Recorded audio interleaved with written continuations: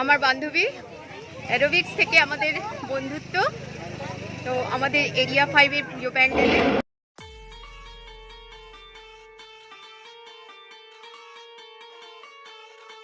Hi hello good afternoon my YouTube family, welcome back to my another new blog.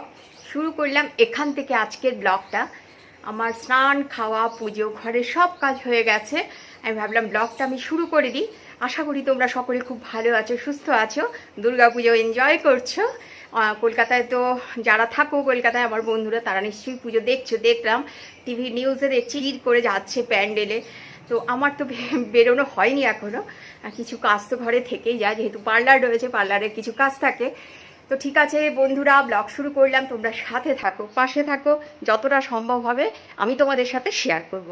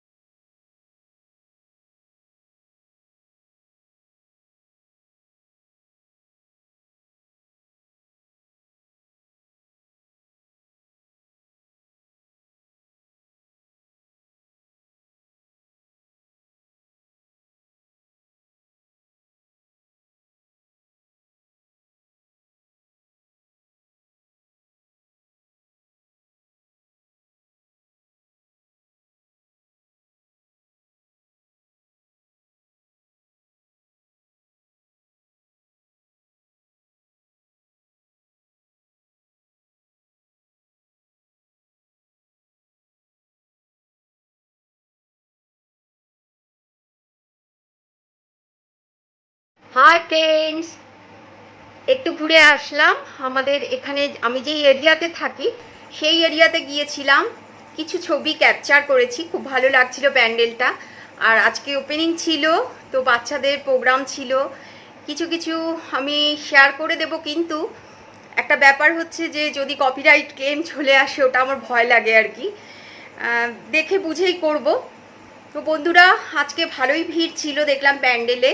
অনেক লোকজন ছিল, opening ছিল, সেই জন্য মার্কেট গেলাম, একটু খাবার কিনে নিয়ে আসলাম।